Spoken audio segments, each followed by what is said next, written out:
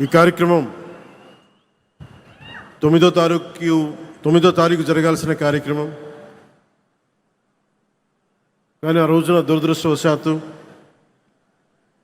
ప్రైవేటీకరణ కాకుండా ఆపుకున్న మన ఎన్డీఏ ప్రభుత్వం నారా చంద్రబాబు నాయుడు గారి నాయకత్వంలో ప్రధానమంత్రి గారి ఆశీస్సులతో ఎన్డీఏ సమిష్టి కృషితో స్టీల్ ప్లాంట్ ప్రైవేటీకరణ కాకుండా ఆగింది.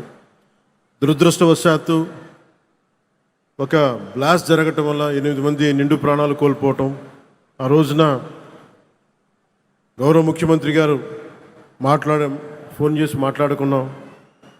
ప్రాణాలు కోల్పోయిన ఈ సందర్భంలో, ఈ దుర్ఘటన జరిగిన సందర్భంలో మనం ఈ విజయోత్సవ సభ బాగున్నదని చెప్పి పెద్ద మనసుతోటి ఆ రోజు గౌరవ ముఖ్యమంత్రి నారా చంద్రబాబు నాయుడు గారు దాన్ని పోస్ట్పోన్ చేసి ఈ రోజుకు పెట్టారు.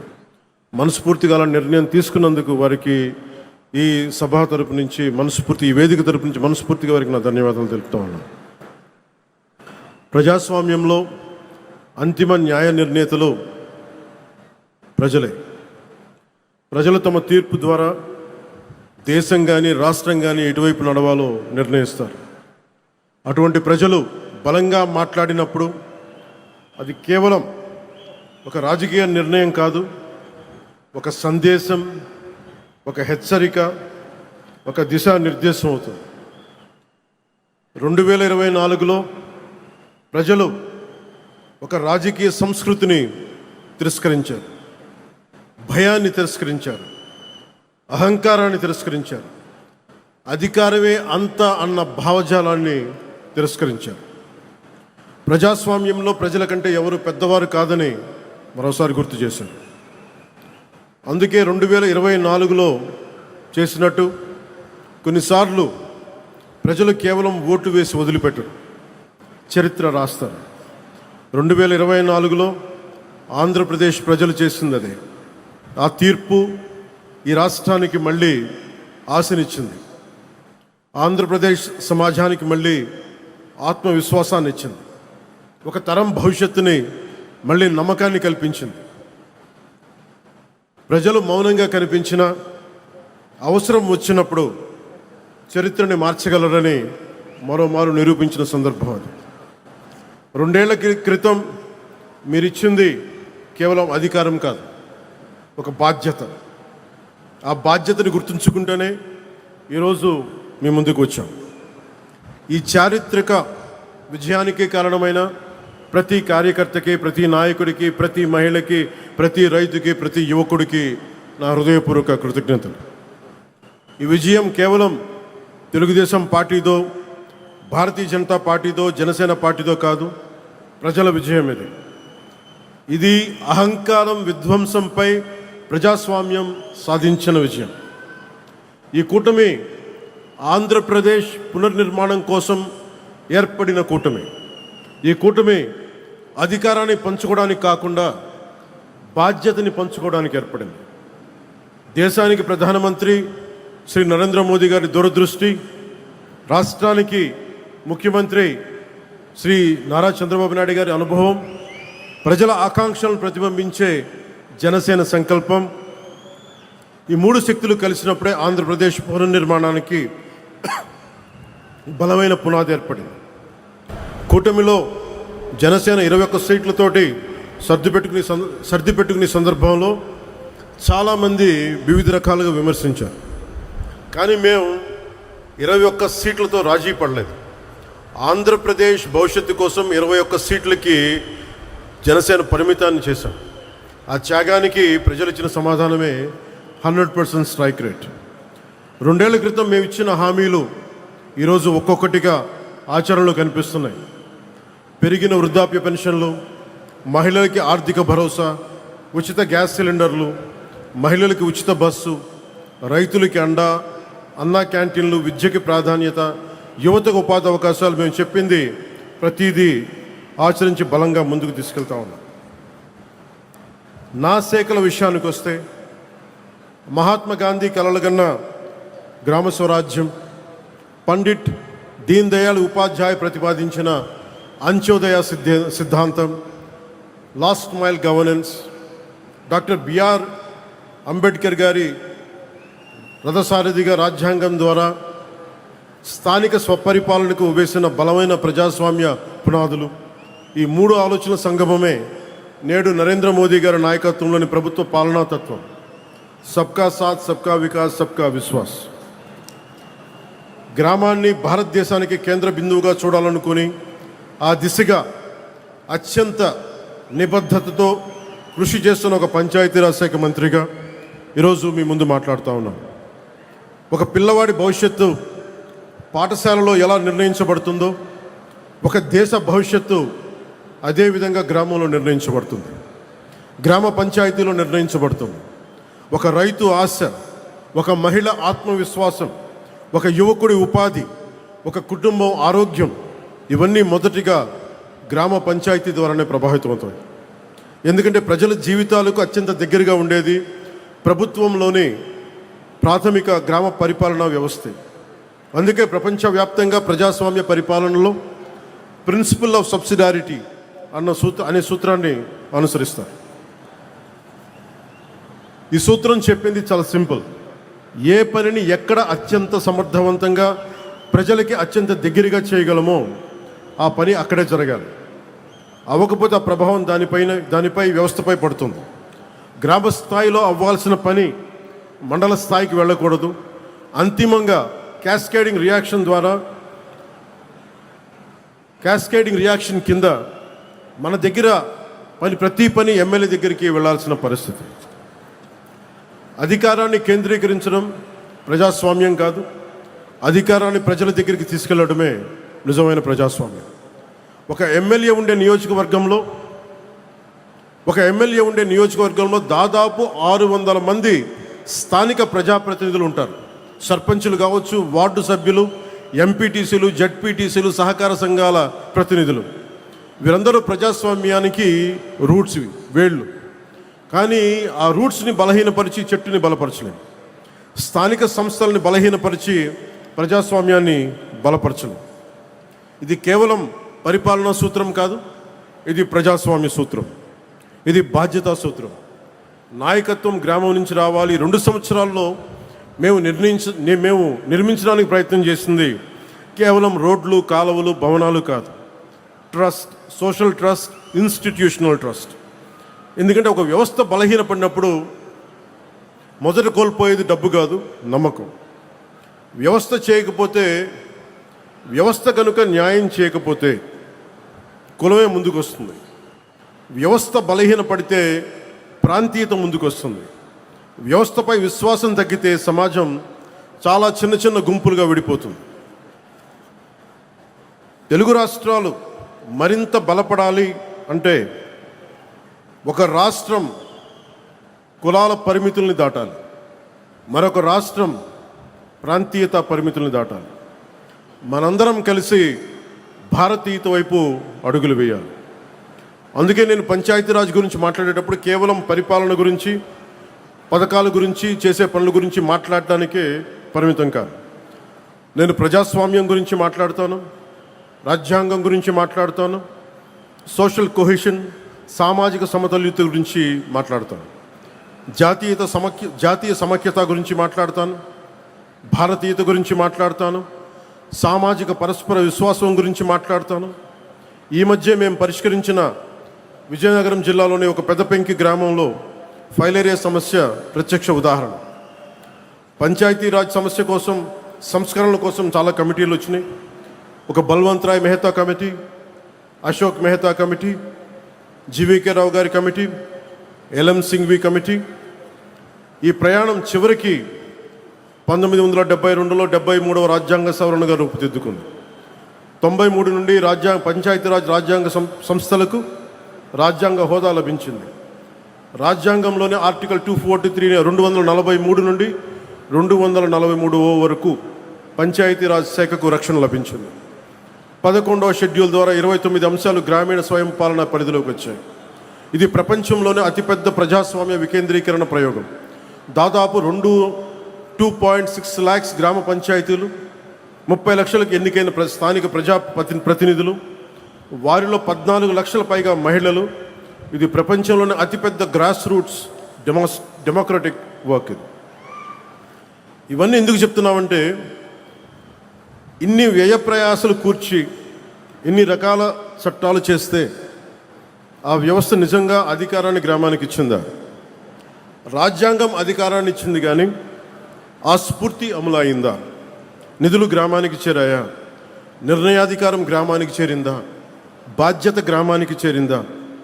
నేను పంచాయతీరాజ్ శాఖ బాధ్యతలు స్వీకరించిన తర్వాత రాజ్యాంగం చట్టాలు పుస్తకాలు తిరగేసి రివ్యూలు చేసి ఈ ప్రశ్నలకి సమాధానం వెతుకుతూ రాష్ట్ర వ్యాప్తంగా అధ్యయనం చేశాను.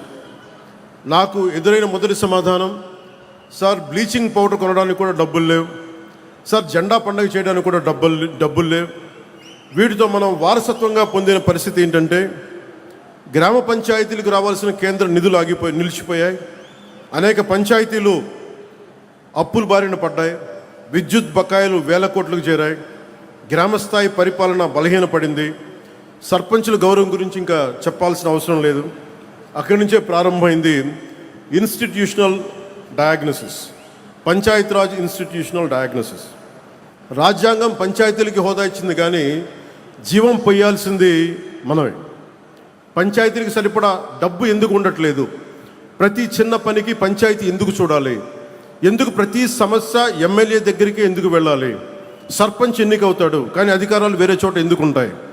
ఇవన్నీ ఆలోచిస్తేప్పుడు మాకు అర్థమైంది, సమస్య నిధుల కొరత మాత్రమే కాదు, సమస్య బాధ్యతల స్పష్టత లేకపోవడం. అథారిటీ ఒక చోట, రెస్పాన్సిబిలిటీ ఇంకో చోట, అకౌంటబిలిటీ మరో చోట. ఈ మూడు విడిపోతే వ్యవస్థ బలహీనపడుతుంది. దీనినే బ్రోకెన్ గవర్నెన్స్ చైన్ అనొచ్చు. అందుకే మేము ఒక ప్రాథమిక సూత్రాన్ని ముందుకు తీసుకొచ్చాం. గ్రామ సమస్యలకి పరిష్కారం గ్రామంలోనే వెతకాలి. ప్రజల జీవితాలను ప్రభావితం చేసే నిర్ణయాలు ప్రజల సమక్షంలోనే జరగాలి. అందుకే గ్రామ సభలను కేవలం ఒక అధికారిక సమావేశంగా కాకుండా గ్రామ ప్రజాస్వామ్యానికి కేంద్ర బిందువుగా మార్చే ప్రయత్నం చేశాం. గ్రామానికి ఏమి కావాలి, ఎక్కడ రోడ్లు కావాలి, ఎక్కడ తాగునీటి సమస్య ఉంది, ఎవరికి ఇల్లు అవసరం, ఎక్కడ పారిశుద్ధ సమస్య ఉంది, ఈ నిర్ణయాలు కార్యాలయాల్లో కాదు గ్రామ సభల్లో జరగాలి. ఎందుకంటే ప్రభుత్వానికి కనిపించని సమస్య ప్రజలకు కనిపిస్తుంది. అధికారికి తెలియని అవసరం గ్రామస్తుడికి తెలుస్తుంది. గ్రామ సభ బలపడితే సర్పంచ్ బలపడతాడు.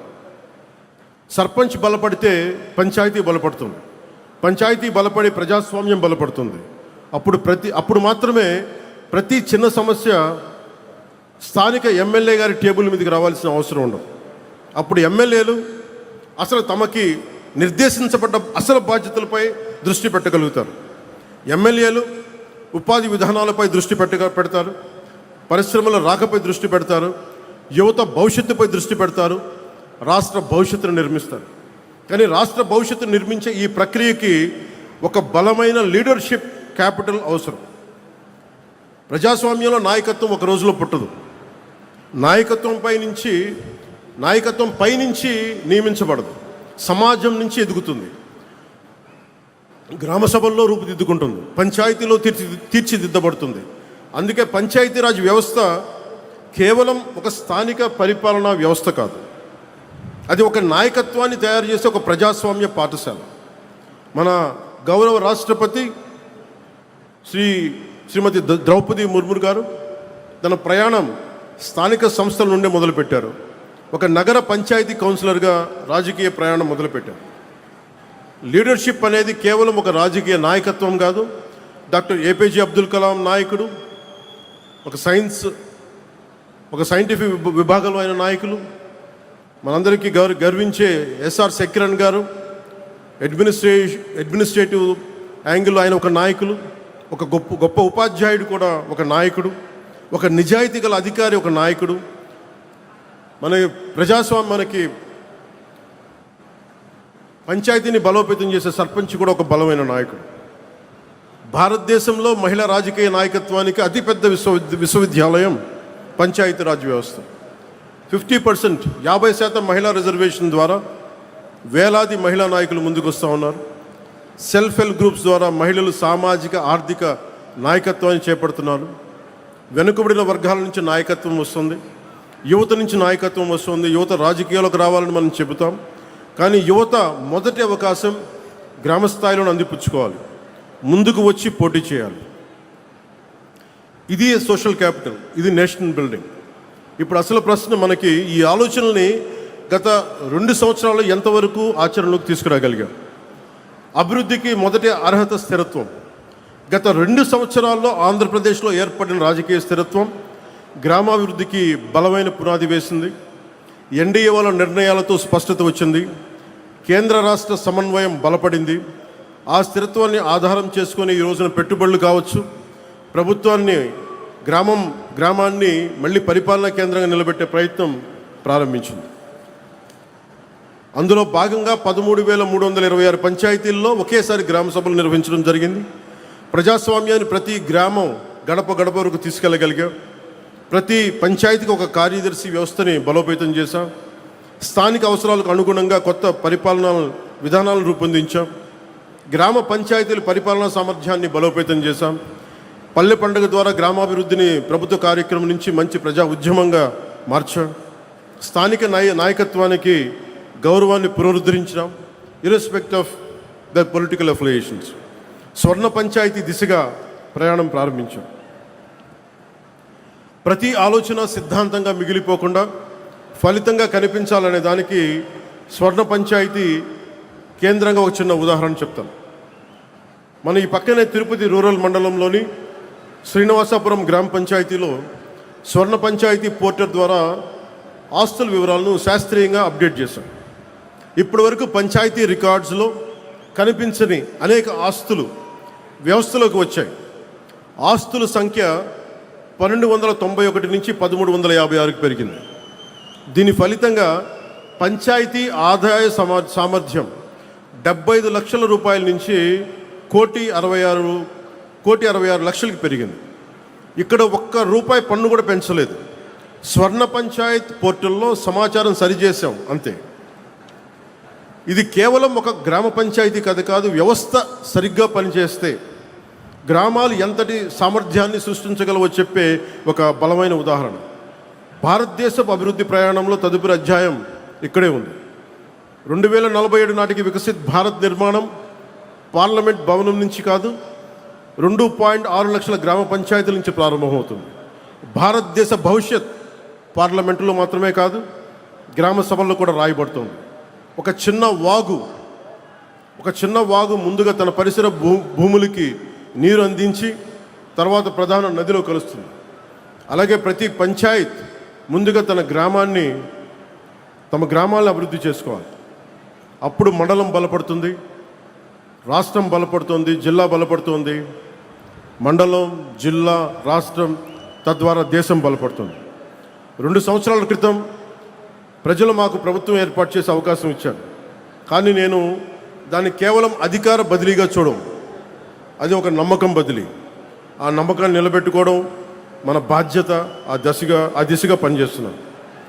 నిధుల కోసం మేము పోరాడగలం, విధానాల కోసం నేను పోరాడగలను, అధికారాల కోసం నేను పోరాడగలను. కానీ ప్రజల భాగస్వామ్యం లేకుండా అభివృద్ధి అనేది సాధ్యం కాదు.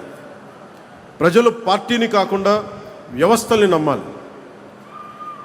పార్టీలు ఉండాలి, వ్యవస్థల్ని బలోపేతం చేయడానికి ఉండాలి.